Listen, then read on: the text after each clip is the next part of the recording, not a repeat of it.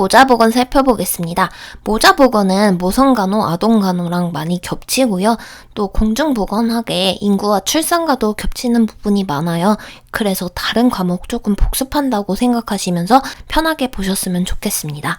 모자보건은 인부와 영유아 건강 증진을 위한 것이고요. 또 피임 시술을 보급하거나 인공 임신 중절에 대한 규정을 할 때 모자보건에서 포커스를 두고 있어요. 모자보건이 왜 중요하냐면 영유아와 인부들은 질병에 되게 취약해요. 그래서 보호를 좀 해줘야 되고 인부와 영유아의 질병들은 대부분 예방이 쉽게 가능해요. 전체 인구의 반 이상을 차지할 정도로 비율이 정말 크고요. 이들은 한번 질병에 걸리면 사망률도 높고 후유증도 되게 큰데 예방이 대신 쉽기 때문에 여기에 포커스를 많이 맞춰야 되죠. 그리고 어린이들은 미래의 국가 자원이고 또 다음 세대의 인구 자질에도 영향을 주기 때문에 우리가 모자보건에 신경을 많이 씁니다. 아기들 뿐만이 아니라 엄마한테도 신경을 좀 써야 되기 때문에 여성 취업, 보육시설, 가족 상담 등 여러 가지 문제 해결을 위해서 노력을 하고 있어요. 이 부분이 모성간호, 아동간호의 정의하고 모자보건의 정의하고 조금 달라서 헷갈리거든요.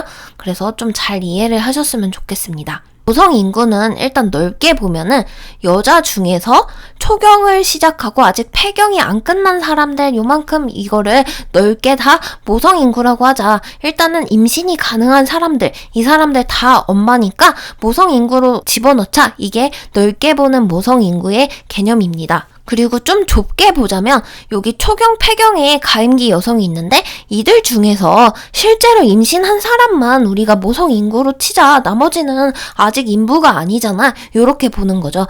그래서 임산부이거나 아니면 분만 후 한 6개월까지는 우리가 모성 인구로 넣어주자. 요렇게 볼 수도 있습니다. 아동 인구가 좀 헷갈리기 쉬운데요.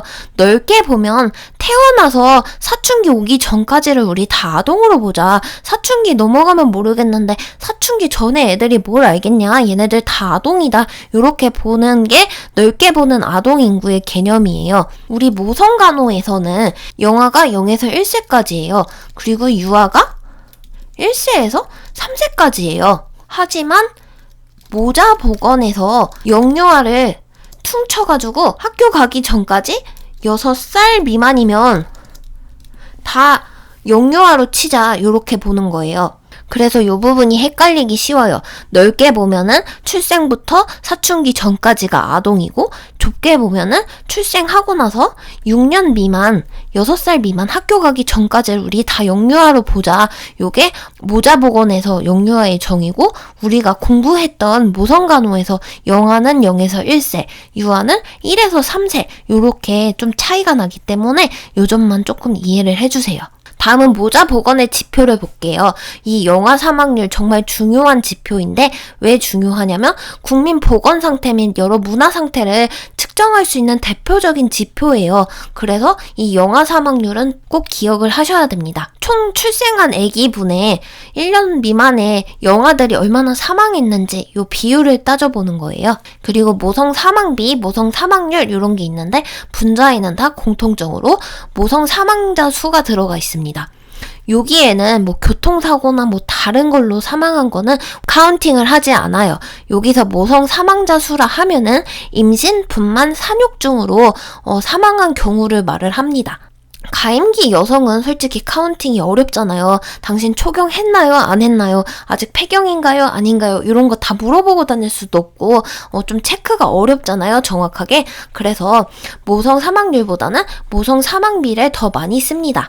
여기부터는 모성간호와 내용이 정말 똑같아요. 위에서 봤다시피 우리가 모자보건에 신경을 쓰는 이유가 예방이 정말 중요하고 또 예방만 해주면 커다란 후유증이나 여러 사망 원인들을 많이 줄일 수 있기 때문에 우리가 산정관리에 많이 신경을 씁니다. 문제를 빨리 조기 발견하고 그래서 모성과 태아의 건강을 보호하기 위해서 우리가 열심히 산정관리를 하는데요. 이 기간을 좀 외워주셔야 돼요. 임신 초기를 우리가 0에서 7개월로 봐요. 그래서 0에서 7개월에는 4주에 한 번, 한 달에 한 번 산정관리를 간다고 보시면 됩니다. 임신 중기는 8에서 9개월이에요. 이때는 2주에 한 번 가는데 한 달에 한 2번 정도 간다고 보시면 되죠. 임신 후기는 9개월에서 막달인 10개월까지죠. 그래서 9개월 이후부터 분만 전까지 가는데 일주일에 한 번, 그러니까 한 달에는 4번 정도 간다고 보시면 됩니다. 그래서 임신 초기에 조심해야 되는 걸 봐야 되는데 임신 초기에는 풍진을 조심해야 돼요.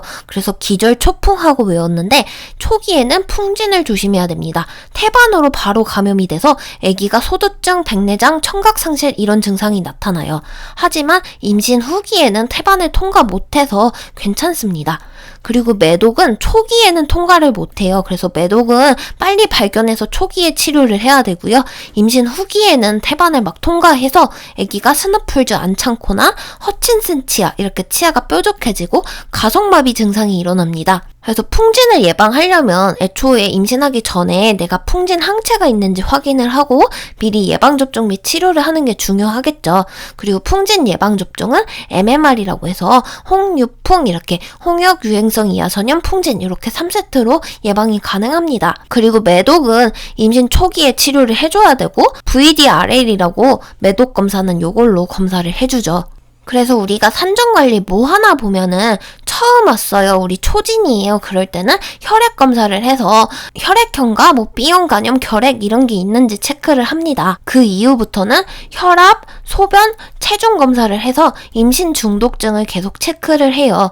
혈압을 측정하는 이유는 임신성 고혈압인지 알아보는 거고요. 소변 검사를 하는 이유는 단백뇨가 나오는지 안 나오는지 체크하기 위한 거죠. 체중을 측정하는 이유는 부종이 생기는지 아닌지를 보려고 합니다. 고혈압, 단백뇨, 부종, 얘네들은 임신 중독증의 대표적인 증상으로 볼 수가 있죠. 그리고 주기적으로 태아가 잘 있는지 태아 심박동도 체크를 합니다. 그리고 인부들은 칼슘, 철분, 비타민 등 여러 가지를 먹어줘야 태아한테 좋겠죠. 그래서 임신 초기는 아직 그냥 적당히 먹어주면 되는데 중기로 갈수록 좀 많이 먹어줘야 돼요. 그래서 평소 먹는 것보다 한 300칼로리 이상 먹어주고 말기로 가면 더 먹어야겠죠? 한 400칼로리 이상 늘려주세요. 그리고 수유부는 애기 맘마 만들어야 돼서 더 많이 먹어야 됩니다. 그리고 유두 관리를 해줘야 되는데 초산부는 한 5개월부터 애기 첫 태동이 일어나면 유두 관리를 해주는 게 좋아요. 그리고 경산부, 애기를 낳은 경험이 있는 사람들은 임신 말기부터 해줘도 됩니다. 유두는 온수 따뜻한 물로만 닦아주고요. 그냥 크림이나 올리브유 등으로 마사지만 해주세요. 알코올 소독이나 비누 같은 건 사용하지 않습니다. 그리고 좀 가슴이 점점 커지기 때문에 좀 지지해주는 브래지어, 편한 거 인부용 브래지어 해주면 좋겠죠. 그리고 기형아로 좀 의심이 된다 하면은 초음파 검사나 아니면 뭐 트리플 검사, 양수 검사 이런 걸로 기형한지 아닌지 한번 체크를 좀 할 수 있습니다. 그리고 산정 교육도 해주는데요. 임신 중에 좀 위험한 증상이 나오면 바로 병원 오게끔 관리를 해주고 이게 정상인지 아닌지 이렇게 봐줘야겠죠. 그래서 질출혈이나 두통, 구토, 부종 이런 게 있으면 바로 병원에 가야 되고 입덧이 심하다면 이런 거 어떻게 관리해주는지 한번 읽어보면 좋을 것 같습니다. 그리고 특히 임산부, 임신 가능성 있는 사람들은 엑스레이 촬영 안 하는 게 좋죠. 그리고 꽉 끼는 옷보다는 편안한 옷을 입고 신발도 굽이 낮은 걸 신어가지고 요통과 정맥류를 방지해줍니다. 다음은 분만 예정일을 구하는 거예요. 달구, 날칠 이렇게 외워가지고 달에는 9를 더하고요. 일자에는 7을 더하면 돼요. 그래서 마지막 월경 시작일이 5월 1일이라면 달에 9를 더하고 날짜에 7을 더해주면 됩니다. 그럼 14월 8일인데 우리는 14월이 없잖아요. 그래서 10일을 빼주면 내년 2월 8일이 분만 예정일이 된다고 볼 수 있죠. 그리고 자궁 저부의 위치가 점점 위로 올라오는데 배꼽 기준으로 20주예요. 그래서 두 칸을 나눠주면 16주, 12주 이렇게 되고 24, 28, 32, 36 이래서 36주에 가장 자궁 저부의 위치가 높아요. 그리고 마지막 40주에는 아기가 나올 준비를 하니라 살짝 내려옵니다. 헷갈리기 쉬운 게 40주가 마지막 달이니까 제일 높겠지가 아니라 36주가 제일 높고 막달인 40주에는 살짝 내려온다. 이렇게 기억을 해주시면 좋을 것 같아요. 배꼽의 위치는 기준이 되기 쉽기 때문에 배꼽 위치에 오는 주는 20주다. 이렇게까지 기억하면 더 좋을 것 같습니다. 이제 산후관리예요. 이제 출산을 하고 나서 원래 몸 상태로 돌아오는 6에서 8주 이 시기를 산후관리 시기인데 출혈과 감염을 되게 조심을 해줘야 돼요. 그래서 분만을 하고 첫 1시간 정도는 정말 출혈이 잘 일어나는 시기여서 잘 봐줘야 되고 또 500cc 이상 출혈이 나면 쇼크가 올 수 있기 때문에 제일 먼저 트렌델렌버그 체위 다리 들어주고요. 그리고 빨리 의사한테 보고해주고 의사가 오는 동안 자궁저부 마사지를 해주고 바이탈 체크, 냉백 등 이렇게 순서대로 응급처치 해주면 좋습니다. 산후열이란 뭐냐면 분만하고 감염이 된 거예요. 그래서 분만하고 하루 정도는 좀 열이 발생해요. 근데 하루가 지났는데도 다음날 이틀째부터 열이 계속 나서 안 떨어지는 거죠. 이건 감염으로 인한 산후열이라서 빨리 치료를 해야 됩니다. 오로는 뭐냐면 자궁 내박이 치유가 되면서 나오는 알칼리성 분비물이에요. 그래서 요 날짜를 외우셔야 되는데 1에서 3일 정도는 적색 오로가 나오고요. 4일에서 10일은 갈색 오로가 나오고 10일 이후부터는 백색 오로가 나와요. 근데 이 시기는 2에서 6주 정도 분비가 되고 10일 이상 가는 경우는 있지만 그래도 6주 이상은 가지 않는다? 여기까지 기억을 해주세요. 6주 이상 오로가 나온다는 얘기는 자궁 내막염이 있거나 감염이 돼서 이상한 경우거든요. 그래서 의사한테 문의를 하는 게 좋습니다. 오로의 양은 초산모보단 경산모가 더 많고요. 수유보보다는 비수유보가 더 많이 나옵니다. 분만 후 한 4시간에서 6시간 뒤에 소변을 봐야 되는데요. 이 자연 배뇨를 못할 경우에는 방광이 꽉 차가지고 터질 수 있어요. 그래서 자연 배뇨 도와주는데 그게 실패했다 이러면 도뇨해가지고 배뇨를 도와줘야 됩니다. 모유 수유하는 방법이죠. 수유 전 당연히 손 닦고 유방을 비누와 따뜻한 물로 씻어주는데 특히 유두는 비누를 사용하면 안 됩니다. 모유는 양쪽 교대로 먹이고요. 좀 남았다 하면 육축기로 빼줘야 돼요. 그래야 다음 젖이 계속 잘 만들어지거든요. 아기가 깨어있을 때만 먹이고 천천히 수유를 합니다. 한 10분 먹이고 한 2, 3분 트림시키고요. 또 유두가 다쳤다, 균열이 생겼다 이러면 일단 수유 금지시키고 젖이 마르니까 젖을 계속 육축기로 빼줘야 됩니다. 그래서 초유 같은 경우는 항체와 영양분이 많고요. 한 2, 3일 정도 나오고 색깔은 노란색이에요. 근데 성숙류 같은 경우는 칼로리가 많고 색깔은 흰색입니다. 인공수유는 분유죠. 그래서 젖꼭지를 너무 크게 뚫으면 물이 쾅쾅 나오니까 아기가 질식 위험이 있고 또 너무 조그맣게 뚫면 아기가 먹기가 너무 힘들어요. 그리고 아기가 먹는 거다 보니까 자비소독을 잘 해줘야겠죠. 그리고 분유가 남았다 이러면 아까워하지 말고 상할 수 있으니 바로 버려주세요. 그리고 따뜻하게 먹여야 됩니다. 분유는 더 천천히 먹이고요. 반 정도 먹이고 계속 트름하고 나머지 먹게 해주고 입안에 공기가 들어가지 않게 해줘야 돼요. 모유와 분유를 비교하는 문제가 많이 나오는데 분유는 모유보다 어쨌든 단백질은 많습니다. 근데 모유에는 분유에 없는 여러 가지 비타민, 면역물질 뭐 이런 것들이 있고요. 모유 수유를 하면은 프롤락틴 호르몬이 나와서 배란이 억제되고 자연 피임 효과가 있습니다. 프롤락틴은 옥시토신 분비를 촉진시켜가지고 자궁이 잘 조여져서 빨리 회복할 수 있게 도와줘요. 그리고 아기와 엄마와의 안정감도 주고 무균 상태로 주기 때문에 모유가 상하거나 감염될 위험은 없죠. 그리고 분유비도 절감돼서 좀 경제적이라고 합니다. 하지만 이렇게 좋은 모유 수유도 못하는 경우가 있어요. 산모가 결핵에 걸렸을 경우, 전염성 질환이나 항생제, 약 같은 거 먹고 있을 때 안 되겠죠. 산욕기에 뭔가 폐혈증, 간질, 발작 이런 게 있어도 안 되고 신생아가 너무 미숙아여가지고 빤한 걸 잘 못하는 거예요. 그럴 때도 모유 수유를 못하겠죠. 그리고 아기가 토순, 구개, 파열 등으로 유두를 못 무는 경우도 못해요. 그리고 엄마한테 염증이 있는 경우도 항생제가 바로 들어가기 때문에 못하고요. 모유 수유 불편하니까 원하지 않을 수도 있죠. 그리고 드물게 모유 알러지 있어가지고 모유 수유를 못하는 경우도 있습니다. 그래서 모성간호에서 하기에는 이제 0에서 4주, 한 달까지는 우리 신생아라고 하고 0에서 1세가 영아, 그리고 영유아 합쳐가지고는 0에서 3세를 영유아라고 불러요. 하지만 모자보건법에서는 6세 미만 학교 가기 전까지 이렇게 보자라고 해서 이 두 개가 좀 혼동스러울 수 있는데 구분해서 기억하시면 좋을 것 같습니다. 아기들은 체중 변화, 신장 변화 이런 게 급속하게 일어나는데 태어나서 3개월 뒤에는 2배가 되고요. 한 1년 정도 지나면 몸무게가 3배까지 증가해요. 키도 한 1년만 돼도 1.5배가 자라면서 엄청 폭풍 성장을 합니다. 머리둘레는 아기한테 정말 중요한 뇌 발달 척도기 때문에 잘 측정을 해줘야 되고요. 아기한테 소천문, 대천문이 있어요. 소천문은 6에서 8주 다치고 대천문은 돌 지나고 한 12에서 18개월 뒤에 다칩니다. 아기가 태어나서 6개월이 되면 하악 유중절치가 처음으로 나와요. 그리고 유치가 하나둘씩 나오면서 되면서 한 20개의 유치가 완성이 됩니다. 아기한테 이가 나기 시작하면 거즈로 이를 닦아주세요. 아직 치약은 사용을 못해요. 삼킬 위험이 있기 때문에. 그래서 치약 사용은 한 2살 이후부터 해주시고요. 그리고 이가 모두 완성이 됐다 이러면은 6개월 간격으로 불소 도포를 해주는 게 충치 예방에 도움이 되겠죠. 영구치는 학교 가기 전에 한 6살쯤에 제1대구치가 처음으로 영구치가 나와요. 이 제1대구치는 아예 영구치이기 때문에 관리 잘 해주셔야 되고요.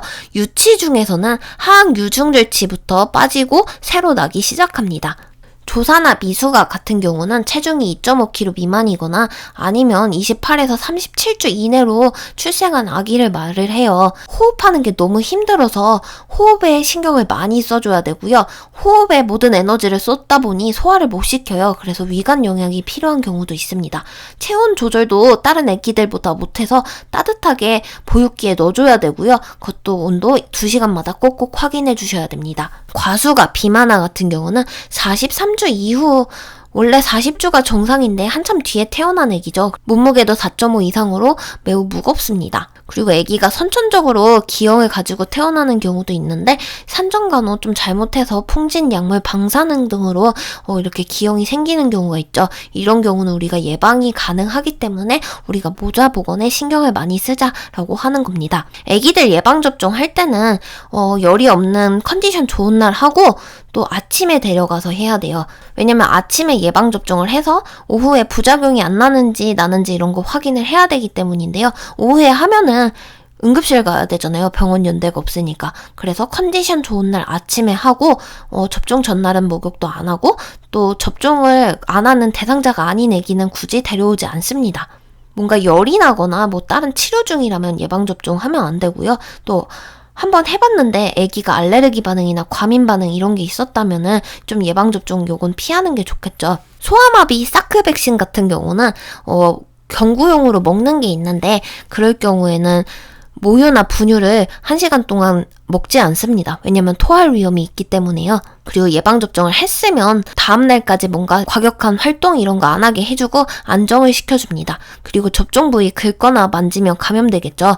그리고 접종하고 바로 집에 오는 게 아니라 20-30분 정도 병원에서 상태 같이 보는 게 좋습니다. 그리고 접종하고 열 나면 바로 의사한테 가야겠죠. 한 6개월 정도 되면 아기가 영양분이 많이 필요해가지고 엄마 모유나 분유만으로는 부족해요. 그때부터 이유식을 먹기 시작합니다. 이유식은 여러 가지를 주기보다는 한 번에 한 가지씩 먹이면서 알러지를 체크하는 게 좋아요. 여러 가지 주면 이게 계란 알러지 때문인지 복숭아 알러지 때문인지 이런 걸 확인을 못 하잖아요. 그리고 이유식을 먼저 주고 우유는 나중에 줍니다.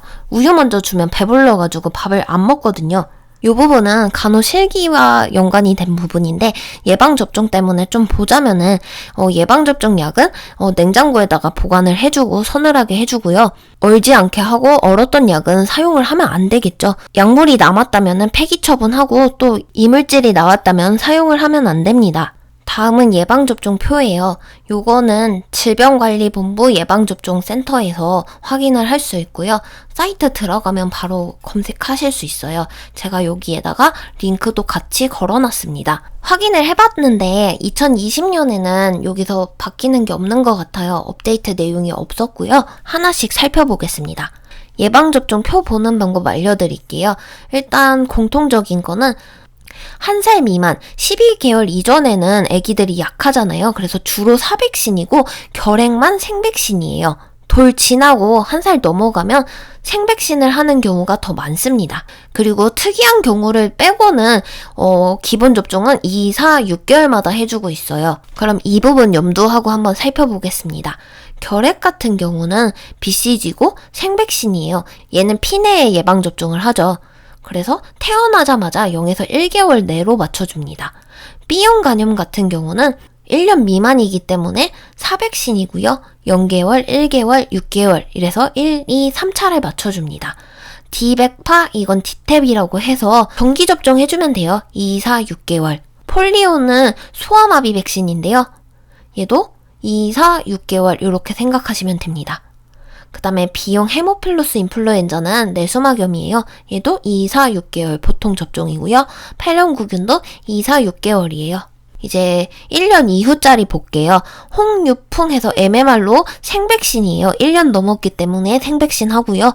얘는 12에서 18개월 1차 맞춰주고 4에서 6세 2차 맞춰줍니다. 수두도 생백신이에요. 1년 이후 맞춰주고요. A형 간염도 1년 이후 맞춥니다. 인플루엔자는 매년 접종하는데 주로 9월, 10월에 겨울철 예방 대비해서 맞추고 있어요. 모자보건은 대부분이 모성간호, 아동간호와 겹치는 내용이 많아서 오히려 그 부분을 한번 복습하면서 보시는 게 더 도움이 많이 될 거예요. 그래서 특이한 부분만 살펴보자면 우리가 모자보건에 신경 쓰는 이유가 모성 및 영유아 건강 신경 쓰려고 이렇게 보고 있고요. 모성 인구 넓게 보면은 초경부터 폐경하기 전까지 임신할 수 있는 모든 여성 우리 다 모성 인구로 보자 이렇게 보고, 좀 좁게 보면 우리 임산부까지만 보자. 하지만 출산하고 나서 6개월까지는 그래도 모성 인구라고 쳐주자. 이렇게 해서 좁게 보는 시야가 있습니다. 아동 인구 같은 경우는 애기들이 뭘 알아 이러면서 태어나서 사춘기 되기 전까지 얘네들 다 아동이야 이렇게 넓게 보기도 하고요. 좁게 보는 경우는 태어나서 6세 미만 학교 가기 전까지를 보는 경우가 있어요. 여기서 헷갈리기 쉬운 게 모성간호에서 영아는 0에서 1세였고 유아는 1에서 3세였죠. 그래서 모성간호의 영유아 개념과 모자보건의 영유아 개념이 조금 다르다는 점만 알아주시면 좋을 것 같습니다. 우리가 모자보건 중요하게 쓰는 이유가 이들은 저항력이 되게 약하고요. 한번 아팠다면은 사망률과 후유증이 정말 커요. 대신에 예방을 쉽게 할 수 있고 이들은 인구의 절반 이상을 차지합니다. 또 애기들은 미래의 자원이자 또 다음 세대에도 영향을 주기 때문에 모자보건에 신경을 써줘야 되고, 애기들 뿐만이 아니라 엄마한테도 여러 가지 문제를 상담해주고 해결해주는 문제와 제도가 필요하다 이렇게 보시면 돼요. 그래서 모자보건의 요원으로는 의사, 간호사, 조산사, 간호조무사가 있습니다.